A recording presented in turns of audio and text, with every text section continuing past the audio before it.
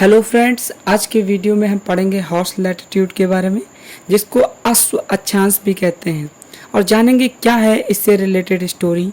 इसे अश्व अक्षांश आखिर क्यों कहते हैं, एक कहानी जुड़ी हुई है इसके साथ में, इसीलिए इसको अश्व अक्षांश कहते हैं। कहानी के बारे में जानेंगे, उससे पहले हम कुछ इम्पॉर्टेंट लैटिट्यूड्स के बारे में जान लेते हैं। ये काफ़ी ज़्यादा इम्पॉर्टेंट हो जाते हैं, तो आइए जानते हैं कुछ लैटिट्यूड्स के बारे में। तो सबसे फेमस जो लैटिट्यूड है वो हमारा 0 डिग्री लैटिट्यूड है, वो सेंटर पॉइंट है हमारा, ये 0 डिग्री इक्वेटर है। और एक हमारा लैटिट्यूड होता है 23.5 डिग्री लैटिट्यूड, एक हमारा इधर हो गया लैटिट्यूड, ये नॉर्थ हेमिस्फीयर में हो गया, ये साउथ हेमिस्फीयर में हो गया। तो हम कैसे डिसाइड करते हैं कौन सा नॉर्थ हेमिस्फीयर है, कौन सा साउथ हेमिस्फीयर है। तो हम पहले एक इमेजिनरी लाइन को इमेजिन करते हैं जिस पे हमारी अर्थ टिल्टेड हुई है। अर्थ हमारी 23.5 डिग्री टिल्टेड है, लेकिन हम यहाँ पे स्ट्रेट लाइन एक मानेंगे। ये मान लीजिए एक इमेजिनरी एक्सिस है अर्थ की, इस पे अर्थ रोटेट करती है। तो हमारा जो एक्सिस का नॉर्थ साइड है उसी को हम कहते हैं नॉर्थ पोल, इसी को हम कह देंगे नॉर्थ पोल। ये हमारा नॉर्थ पोल हो गया। और इसका साउथ है जो हमारा, उसको हम कहते हैं साउथ पोल, साउथ पोल हो गया। और इसको कहते हैं ट्रॉपिक ऑफ कैंसर, ये हमारा हो गया ट्रॉपिक ऑफ कैंसर।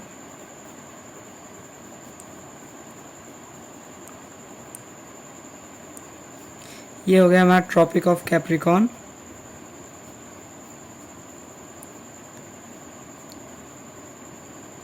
ये हो गया इक्वेटर। ये ट्रॉपिक ऑफ कैंसर हो गया, ये हमारा इक्वेटर हो गया, ट्रॉपिक ऑफ कैप्रिकॉर्न हो गया। ये हमारा हो गया आर्कटिक सर्कल, ये हमारा हो गया अंटार्कटिक सर्कल, ये हमारा हो गया आर्कटिक सर्कल।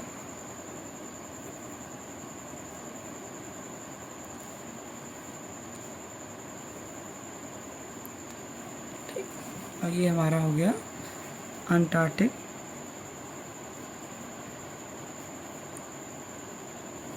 ये हमारा अंटार्कटिक सर्कल हो गया, ये हमारा आर्कटिक सर्कल हो गया।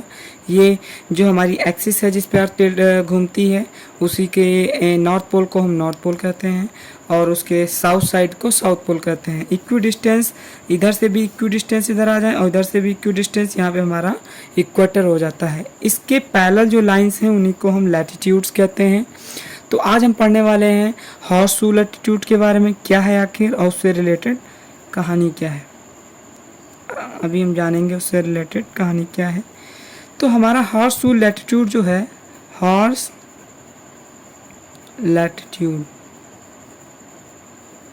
लैटिट्यूड या अश्व अक्षांश क्या होता है। तो ये हमारा अश्व अक्षांश हमारा 30 से 35 डिग्री के बीच में पाया जाता है, इधर भी और इधर भी। 30 से 35 डिग्री का जो ये है, इसी को हम कहते हैं अश्व अक्षांश। क्या कहते हैं? अश्व अक्षांश। यहाँ की जो प्रेशर बेल्ट है, इससे पहले प्रेशर बेल्ट के बारे में भी जान लें, और इससे रिलेटेड कहानी मैं आप लोगों को सुनाऊंगा, कोई आप जल्दी मत करिए। सबसे पहले समझ लेते हैं कि हॉर्स लैटिट्यूड होता क्या है, फिर हम लोग कहानी जानेंगे कि इसे हॉर्स लैटिट्यूड आखिर कहते क्यों हैं। तो सबसे पहले ये हॉर्स लैटिट्यूड है हमारा, इसकी कुछ क्वालिटीज़ जान लेते हैं। तो यहाँ पे हमारा हाई प्रेशर बेल्ट है। क्या है? High pressure belt. Low precipitation होता है यहाँ पे, लो प्रेसिपिटेशन, बारिश वारिश कम होती है, और एयर जो यहाँ पे कूल एंड काम रहती है, एयर कूल एंड काम रहती है। इसी को तो 30 से लेके 35 डिग्री नॉर्थ में और 30 से लेके 35 डिग्री तक साउथ में। तो ये हमारा हो गया हॉर्सशू लैटिट्यूड।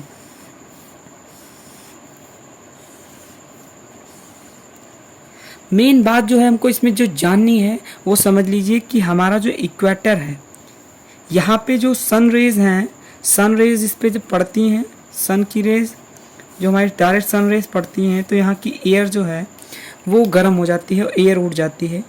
एयर उठती है तो हमारी एयर उठ के किधर जाती है, एयर उठ के आसमान में ऊपर आती है तो वो हीटेड अप हो जाती है। जब ऊपर आती है तो वो ठंडी हो जाती है। ठंडी होकर वो हमारे ये 30 डिग्री लैटिट्यूड पे आती है तो वहाँ पे हमारा हाई प्रेशर बेल्ट क्रिएट होता है। ये हमारा लो प्रेशर बेल्ट एरिया रहता है।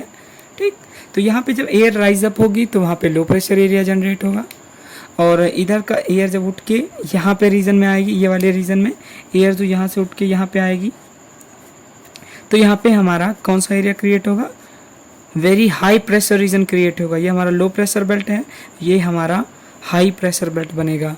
तो हाई प्रेशर बेल्ट है तो यहाँ पे नाव चलाना कठिन हो जाता है, नाव वगैरह जो है डगमगाने लगेगी। तो अब हम जानेंगे इसकी कहानी के बारे में। तो कहानी शुरू करने से पहले लगभग 400 से 500 साल पहले टाइटैनिक जहाज तो थे नहीं, तो उस समय लोग जो अपना सामान इधर से उधर ले जाने के लिए क्या पालना का इस्तेमाल करते थे। एक तरीके का जहाज़ होता है जिस पे मान लीजिए ये हमारा जहाज़ है, इस पे लोग ऐसे तिरपाल बांध देते थे। क्या करते थे, तिरपाल बांधते थे, हवा की वजह से ये मूव कर पाते थे। तिरपाल बांधा होता था तो हवाओं के प्रेशर से आगे बढ़ता था। किससे बढ़ता था, इस पे हवा टकराती थी तो इसको कंट्रोल करके ये लोग आगे पीछे बढ़ते थे। हवा के प्रेशर से आगे पीछे बढ़ता था तो हवाओं के प्रेशर से आगे बढ़ता था, चल रही है उधर ही ले जाया जाता था। व्यापारी मध्यकाल में इस जहाज़ों पर घोड़े लाद के ले जाया और लाया करते थे। उस समय गाड़ी वगैरह तो थी नहीं जो गाड़ियों और बाइकों का व्यापार होगा, तो घोड़े थे तो घोड़ों का व्यापार होता था। समुद्र में सब कुछ ठीक था। जब वो जा रहा था इधर से चलाए तो ये सब कुछ ठीक था, ये इधर से आता आता यहाँ पहुँच गया। बस जैसे ही वो 30 से 35 डिग्री वाले लैटिट्यूड में घुसा, हुआ क्या, उसकी नाव डगमगाने लगी। अब वो परेशान हो गया, भाई क्या हो रहा है, क्या हो रहा है। इधर उधर भगदड़ मच गई, उसकी नाव डूबने लगी। इधर उधर घूम घाम पर नाव डूबती जा रही थी, इधर उधर गया, इधर गया, उधर गया। इसमें जैसे ही पहुंचा नाव डगमगाने लगी। तो उसने क्या सोचा अपना राशन पानी जो है वो हम फेंक देते हैं तो शायद हम जो है बच जाएंगे, जो नाव का लोड है वो कम हो जाएगा तो बच जाएंगे। तो उसने अपना राशन पानी सारा फेंक दिया ताकि नाव हल्की हो जाए और वो बच जाए। लेकिन जब फिर भी उसकी नाव डगमगाती रही, क्योंकि ये जो है हाई प्रेशर एरिया है, नाव के ऊपर ये नाव है, मान लीजिए इसके ऊपर से हवा का दाब पड़ रहा है काफ़ी ज़्यादा, तो नाव इधर उधर डगमगाएगी ही। ठीक, तो नाव डगमगा रही थी। फिर उसने सोचा जो हमारी घोड़ियाँ हैं, कौन है, घोड़ियाँ, उनको फेंक देते हैं। सोचिए घोड़ियों को सोचा फेंक दें, तो उसने घोड़ियों को भी अपनी फेंक दिया। लेकिन क्या हुआ, मजबूरी थी तभी उसने फेंका, वरना मत नहीं फेंकता।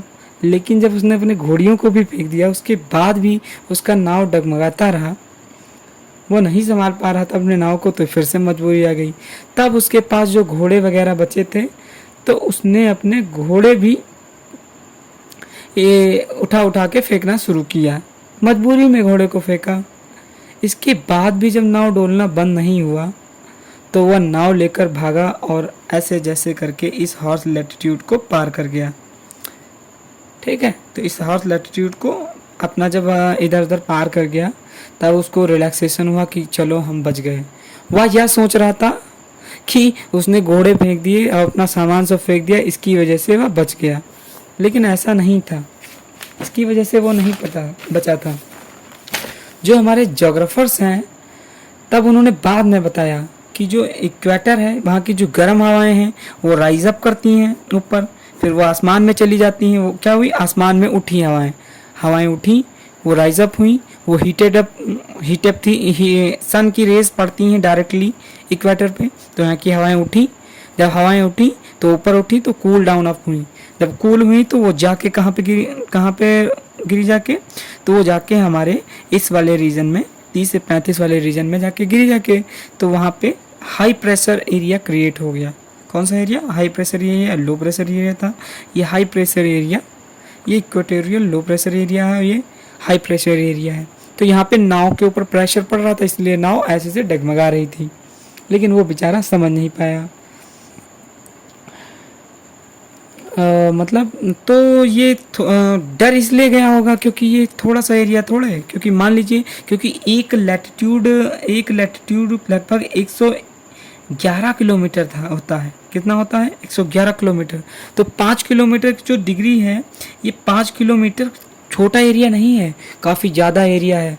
उसको बहुत ज़्यादा मेहनत करनी पड़ी होगी इसको क्रॉस करने में। तो 5 डिग्री लगभग 555 किलोमीटर, 500 किलोमीटर का एरिया उसको क्रॉस करने में काफ़ी ज़्यादा दिक्कतें को सामना करना पड़ा होगा। तो यही था हमारा हार्श लैटिट्यूड। तो उसने अपने घोड़े वगैरह फेंक दिए थे बचने के लिए, तो इसीलिए इसका नाम पड़ गया हार्श लैटिट्यूड या अश्व अक्षांश। तो सबसे पहले उसने अपनी घोड़ियाँ बेची थी, ये बात आप याद रखिएगा। बाद में उसने अपने घोड़े जो है नाव नदी में समुद्र में फेंक दिए। तो ये हमारा हार्श लैटिट्यूड था। आशा करता हूँ समझ आया होगा। वीडियो अच्छा लगा हो तो लाइक करें, चैनल को सब्सक्राइब करें और शेयर भी करें। धन्यवाद।